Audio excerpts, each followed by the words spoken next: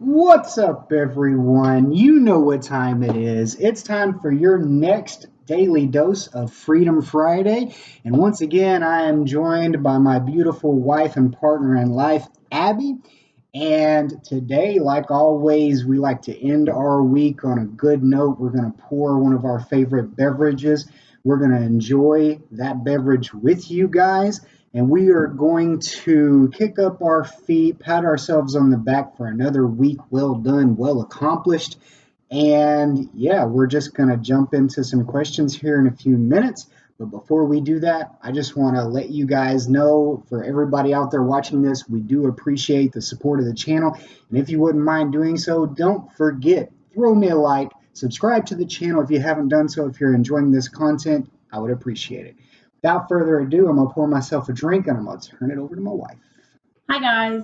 So sorry about last week. I was busy taking care of Halston, who is now fully vaccinated. We're both doing our part. She did a great job, by the way. Keeping him warm when he was shivering. Oh my goodness. I've never experienced someone shake like that when it's not the dead of winter in a cold car that is still warming up. But anyway, this week I did something myself and I was able to get back into therapy myself. I've been in therapy a couple different times.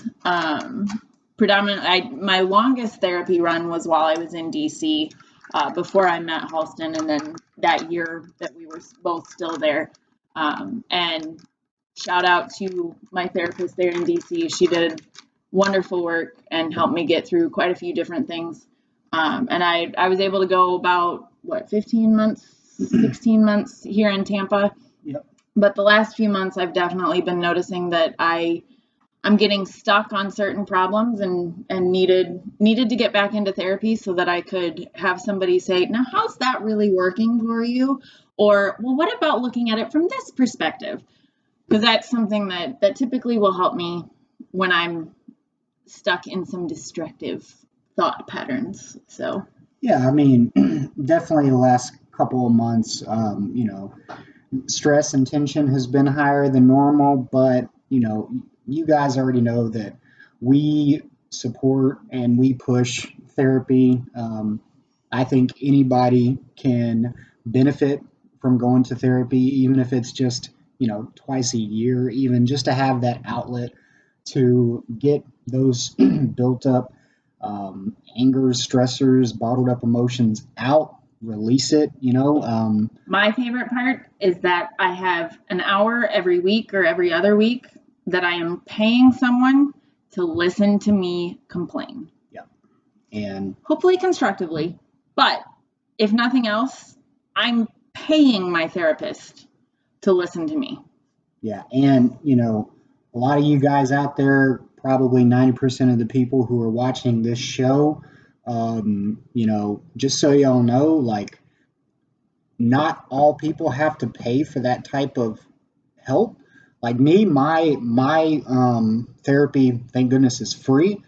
Check out the VA for those of you who have that access. Reach out to your AWA advocate. Reach out to whoever your Veteran Affairs you're going to find people in network if you're not insured through the VA or through TRICARE. Yeah. Send the email. I'm a librarian. I'll help you find it. Yeah, not saying that paying for therapy isn't worth it. It's absolutely worth it. It is, but financially, if it's not cheaper, we'll extinguish all resources before you decide to pay full price for it. If you're a veteran, if you're an active duty service member, chances are you can get it for free. So just bear that in mind. But this is Freedom Friday. Yes, it is. And on that note, on that great note, obviously I'm proud of her for getting into therapy. And on that good note, we're going to hop into these questions. We're going to keep this good time going.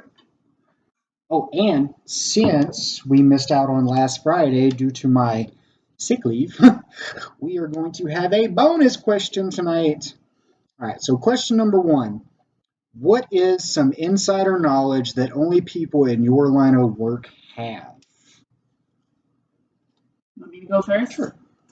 So what I do for the last 8 years or so, I have supported executives in C-suites, chief executive officers, chief operating officers, or whatever, executive vice presidents. And so I think, some knowledge that those of us who support executives would have that others don't is that view that you have of what administrators and executives, the constraints that are on them, and what drives their decision making, while also being still connected to those who are not executives, since I don't have a chief name, and so being able to kind of play that middle ground, and occasionally, if you've got the right relationship with those executives, being able to say, well, but what about trying it this way, or looking at the staff and saying, well, did you know that there's a difference between this and that, and we're over here right now. And so just kind of being able to play that middle ground between boss man and other employees. Yeah. So I think for me, as far as insider knowledge, just working in the maintenance field, while I was still in the military, I would say that maybe, well, two things come to mind. Number one is the massive amount of money that is wasted on ordering supplies, ordering parts, ordering, replacement parts for vehicles whenever there is a alternative method instead of replacing the part to actually troubleshooting to the extent that you could potentially fix the issue. I've seen it several times. A lot of times, it's easier to replace the part than it is to fix the problem. And other than that, I would say probably something that even before I got into the military, I was pretty maintenance savvy, I guess. But getting into the military, I learned how important it is to read and follow the steps of a technical manual, as opposed to just saying, okay, this part is faulty. I'm going to remove this part. I'm going to replace this part. And sometimes, maybe 6 out of 10 times that'll work. But the other 4 out of 10 times, there's either an additional issue, or you're going to remove the part in a way that is not designed to be removed, and you could potentially create another problem when there wasn't one. So yeah, that's my answer to that. I like it. We'll go with another one. Yep. Grab. Here we go. What brand are you most loyal to? Adidas. Really? Yep. No, he's wearing Adidas. Because I use it the most at the gym. I go through gym clothes like crazy, and Adidas is not expensive to the point to where I can't afford to replace it, but it's not it lasts cheap. A bit longer. Right. So I would say so. There's probably a number of brands that I'm loyal to. What's it? A Shakti? eShakti. So I do like getting my work clothes from eShakti. But I would say that my loyalty, even stronger than that, is going to be Diet Pepsi. Yeah. Target. Hidden Valley Ranch. Mm-hmm. Two things that my fridge is never going to run out of: Hidden Valley Ranch and Diet Pepsi. So I would say those are. I didn't even think about that one. And then Target. Because if I'm going to get my Diet Pepsi or my Hidden Valley Ranch, I'm going to go to Target 9 times out of 10, 99 times out of 100. Yeah, I would say definitely for me, the only brand that I really will consistently purchase from is probably Adidas.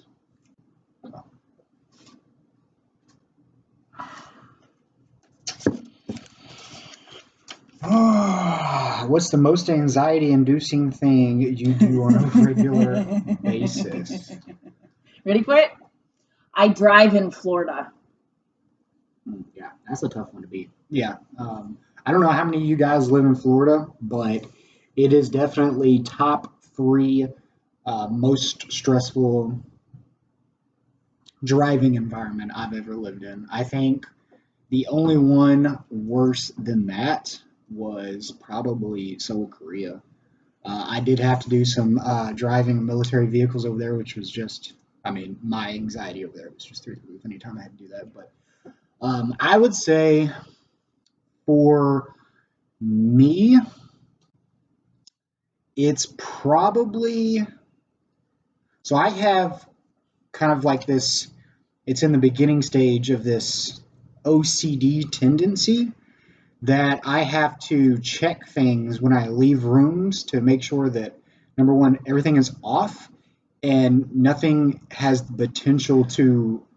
It's like it's checking to make sure that we're not going to flood our Yeah. apartment, make sure that nothing's going to start on fire. Yeah. It's And so it's getting to the point to where I have to check things multiple times. Like I've gotten to that like counting stage. I don't know if anybody out there has like OCD tendencies, but I am seeking help with it. However, right now it is getting to the point where it's annoying and it is stressful because it prevents me from leaving the apartment sometimes without doing those checks, and it has caused me to be later than I would like to be, either going to the gym or if I got to go to her work or something. Like if I have to meet somebody somewhere, I'm always 5 minutes later than I would have been otherwise.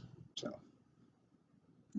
it's it's not something that I've noticed without him mentioning it. So it's definitely in that stage where it's causing him annoyance and anxiety, but he's doing a really good job of monitoring that for himself. Yeah. So, bonus question. Bonus question. Here we go. I know it's not much, but to make up for last week. Top 3 horror movies. Go.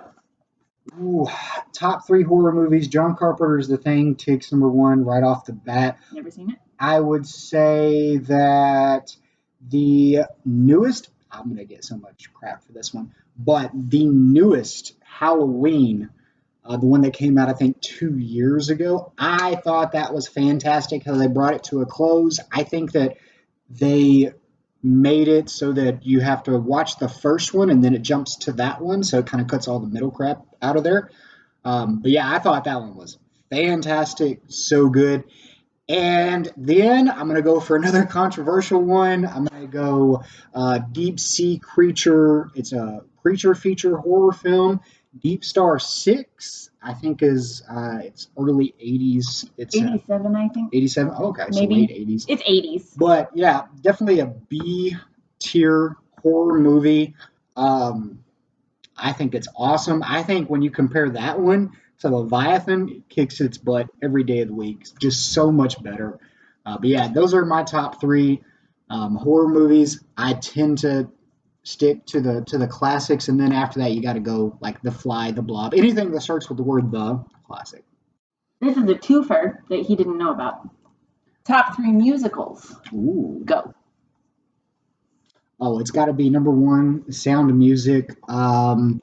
Number 2, even though it's been a long time since I watched it, and I really don't remember how it goes. Number 2 is Rent, and I would say number 3 is probably, yeah, it's got to be Oklahoma. Hey, I like it. So my horror movies, I don't really like horror movies, and I really probably never actually watched a horror movie until I met you, because nobody else was worth sitting through that. So my top 3 horror movies are probably not even horror movies, but they are the ones that we've seen that I would be willing to watch again. I think the term horror is relative. So. Yes. Oh, definitely relative. Yeah. So in no particular order, that birthday one that we watched. Oh yeah, was it Happy Birthday? It wasn't Happy Birthday. No, it's the one where it's her birthday. Happy Death Day. That's it. Yeah. Happy Death Day. Yeah, that one we've only seen the first one, and I'd be willing to watch that one again. I'd be willing to watch the follow-up one. I think that was the first one. I didn't like it, but yeah. Yeah. And then was it them? Us. Them. Us. Yeah, this was good, yeah. I did the twist at the end of that one. Holy crap. That one, I liked that one. Jordan Peele is just everything he does is Fantastic. awesome. Yeah. I don't remember. I blocked out the other horror movie. Which, oh yeah, the one where The Shallows. Yeah, with Blake Lively, who's like stuck and she's the only one that survives it. I still watch that movie. That's like, I think that's a very underrated shark movie for sure. My top 3 musicals. This is hard because I actually really do like musicals. Rent is definitely up there. I still can play a couple different songs from Rent on the piano when I have access to a piano. White Christmas.